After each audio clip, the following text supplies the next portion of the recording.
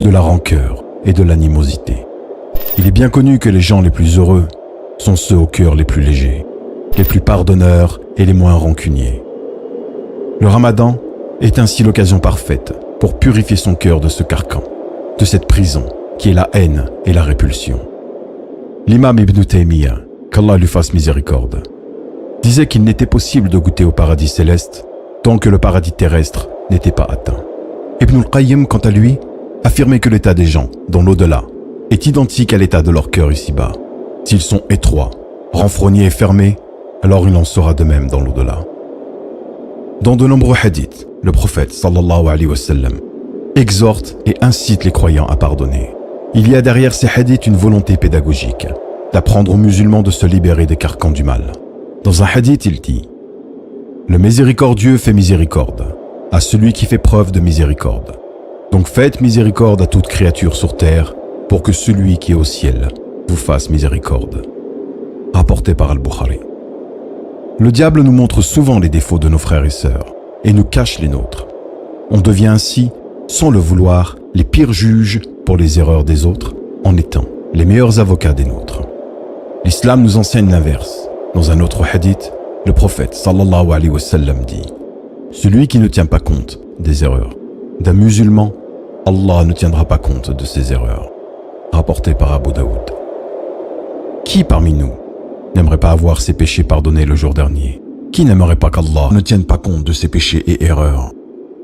Un pieux prédécesseur disait, dans une grande sagesse, que le mal que lui infligeaient les autres était pour lui un signe d'Allah que son comportement s'est égaré et qu'il a certainement commis un péché pour ceci. Subhanallah. Quand on lui faisait du mal, il ne se plaignait pas en remettant la faute sur l'autre, mais il estimait que ceci provenait sûrement d'un de ses péchés passés. Que le mois du Ramadan soit pour nous tous le mois du pardon, du rapprochement, qu'il soit l'occasion et l'opportunité d'effacer l'ardoise de tout le passé. On a souvent le courage de prendre la décision de couper les ponts avec les autres, mais rarement celui de renouer les liens, car chacun dans son côté en croit être lésé par l'autre.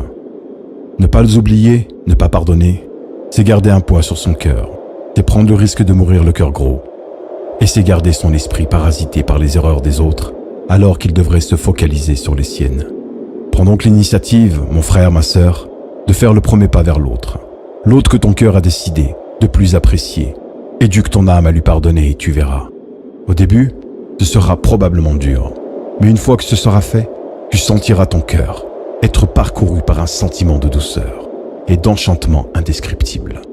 Ne pense pas une seule seconde à ce que va penser l'autre. N'aie pas de crainte qu'il te repousse ou te rejette. S'il le fait, alors tu seras récompensé par ton Seigneur. S'il ne le fait pas, alors tu seras récompensé par Allah et tu auras retrouvé un proche. Ne crois pas que pardonner, c'est être faible.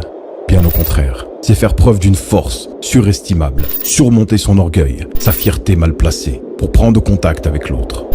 Profite, mon frère, ma sœur, de cette occasion du Ramadan, de cette vidéo, pour renouer avec tes proches, tes voisins, tes frères et sœurs dans la foi, avec qui tu es en froid.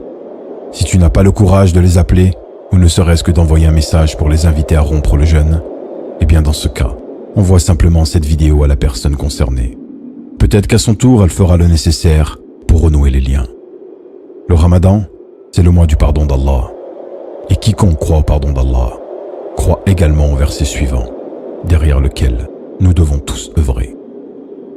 ولا يأتل أولو الفضل منكم والسعة أن يؤتوا أولي القربى والمساكين والمهاجرين في سبيل الله وليعفوا وليصفحوا ألا تحبون أن يغفر الله لكم والله غفور رحيم. والسلام عليكم ورحمة الله وبركاته.